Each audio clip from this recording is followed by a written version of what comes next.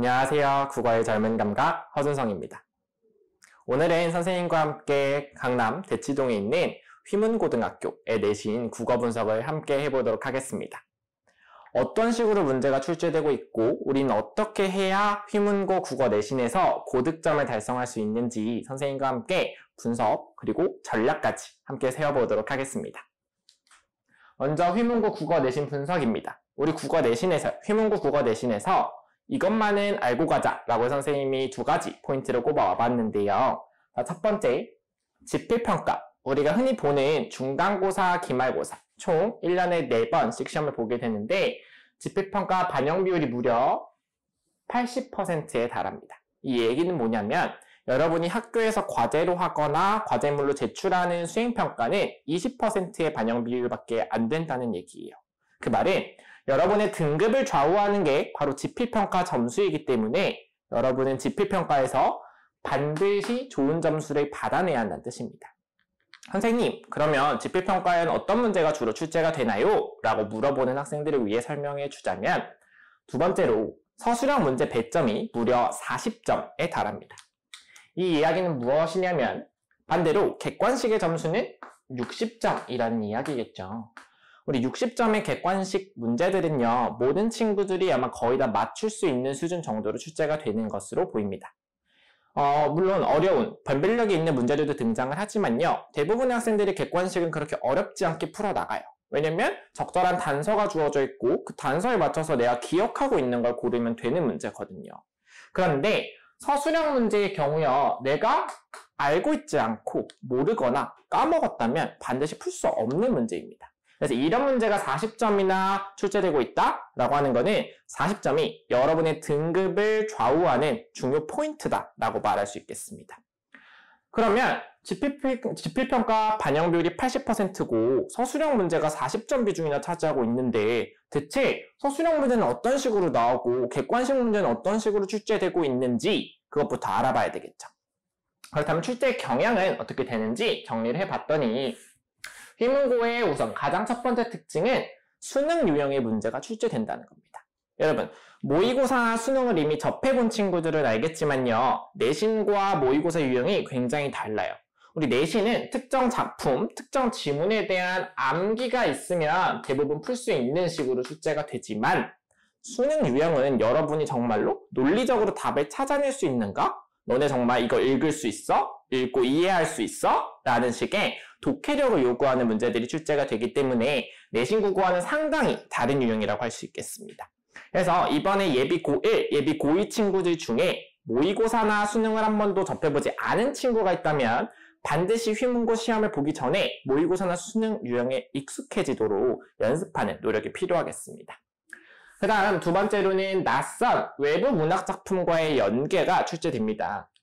만약에 우리 교과서 안에 있는 작품 중에 내가 아는 시가 나왔다? 그리고 내가 잘 아는 시들만 출제가 되었다 라고 해서 시험에 내가 아는 시들만 나오지 않아요. 주제가 유사하거나 주제가 반대되거나 소재가 유사한 다른 낯선 현대시, 여러분이 어디서도 접해보지 못했을 법한 현대시, 현대소설, 고전시가, 고전소설, 문학작품들을 연계해서 출제를 합니다. 그럼 여기서 물어보고 싶은 건 뭐냐면 너네 얼마나 많은 문학작품을 외우고 있어? 가 아니라 너네 낯선 거 만나도 낯선 작품을 만나더라도 정확히 이해하고 분석해서 답 찍어낼 수 있어? 라는 걸 물어보고 싶은 거겠죠. 그 다음에 3번 조건이 까다로운 서술형 문제가 출제가 되는데요. 아까도 말했지만 서술형 문제가 40점의 비중을 차지하고 있는 만큼 서술형 문제를 잘 풀어내는 게 중요합니다. 그럼 우리가 어떤 부분에 주목해서 문제를 풀어야 하냐고 봤더니 바로 조건이 까다로운 이라는 부분에 주목해야 해요. 서술형 문제들이 단순히 지식을 묻고 있지 않아요. 너네가 그런 지식을 왜 그렇게 생각했는지 이유를 서술하는 문제도 등장하고요. 혹은 조건에 맞춰서 문장 구조를 맞춰 쓰거나 혹은 조건에 해당하는 특정 단어들을 무조건 포함해야 한다거나 이런 식으로 조건이 굉장히 까다롭습니다. 40점이나 되는 문제들이 출제가 되고 있기 때문에 40점 안에서 변별력을 가를 수 있도록 조건에 맞춘 채점 기준 역시 매우 세분화되어 있고 복잡하다고 할 수 있겠습니다. 즉 여러분이 조건 하나만 어기더라도 감점되는 건 당연하고 더 나아가서 서술형 문제 전체가 틀릴 수 있는 경우도 올 수 있다는 얘기죠. 그렇기 때문에 조건을 중심으로 서술형 답안을 작성하는 연습 역시 해나가는 게 주요 포인트겠습니다. 그렇다면 선생님과 같이 휘문고 국어 내신을 공부하는 데 있어 어떤 전략이 필요한가 해서 봤더니 휘문고 국어 내신 고득점 필수 전략입니다. 아까 1번에서 말했듯이 우리는 수능 유형의 문제에 익숙해져야 한다고 했는데요. 수능 유형은 대부분 보기라는 걸 활용해서 문제를 풀 수 있도록 출제가 되고 있어요. 너네가 알고 있는 작품의 내용만 가지고 푸는 게 아니라 보기에서 전달하고 있는 내용, 지식 등을 바탕으로 보기를 바탕으로 작품을 해석할 수 있는 유형들이 많이 출제가 되기 때문에요. 보기를 활용한 문제풀이에 익숙해지는 것.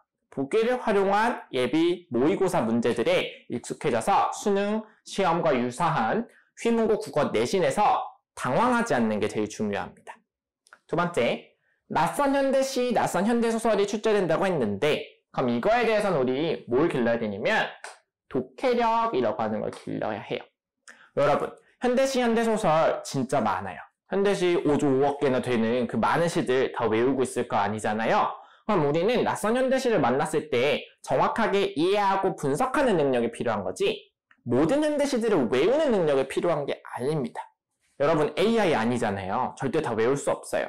그렇기 때문에 낯선 작품들을 만났을 때 정확히 읽어낼 수 있는 독해력을 기르는 게 고득점 필수 전략 두 번째라고 할 수 있겠습니다. 세 번째는 서술형 풀이 과정에서 어떤 게 필요하냐 해서 봤더니 개념과 적용이 필요하더라 라는 겁니다. 개념은 너네가 그 지식 분명히 정확히 알고 있어 를 묻는 거니까 당연히 해당 서술형 문제에 대응하는 정확한 개념들은 당연히 알고 있어야 하는 거고요. 이를 적용할 수 있는 서술형 풀이가 출제가 돼요. 예를 들어서 휘문고 문법 시험에서는요. 어떤 사례를 주고 1번 문장, 2번 문장 사례를 주고 1번 문장에서 해당하는 요 아이의 품사가 뭔지 2번 문장에서 해당하는 요 단어의 품사가 뭔지를 쓰고 그렇게 판단한 근거를 서술하라는 문장이 나옵니다. 이 조건은요. 여러분이 이 사례를 보고 너네가 왜 그렇게 품사를 판단했는지 개념을 물어보는 문제이기도 하고요. 이 사례 속에서 너네가 알고 있는 개념을 적용해서 실제로 이걸 왜 그렇게 판단했는지 근거를 물어보는 즉 적용식의 문제도 출제된다는 걸 알 수가 있겠습니다. 그래서 우리는 서술형 답안을 작성할 때 조건을 지키는 것도 중요하지만요. 정확한 개념을 통해서 이를 적용해서 문제를 풀이해 나가는 과정을 연습해 나가는 게 휘문고 국어 내신 고득점 필수 전략 마지막이라고 할 수 있겠습니다. 오늘은 이렇게 해서 휘문고 국어 내신 출제 경향과 함께 어떻게 해야 휘문고 국어 내신에서 고득점 필수 전략을 익히고 고득점을 맞을 수 있는지에 대해서 함께 이야기해 보았습니다. 여러분에게 도움이 되었으면 정말 좋겠고 이 고득점 전략과 함께 1등급 국어, 1등급을 넘어서 휘문고 만점 국어에 도달하는 그날까지 선생님이 함께 하도록 하겠습니다. 국어의 젊은 감각 허준성이었습니다.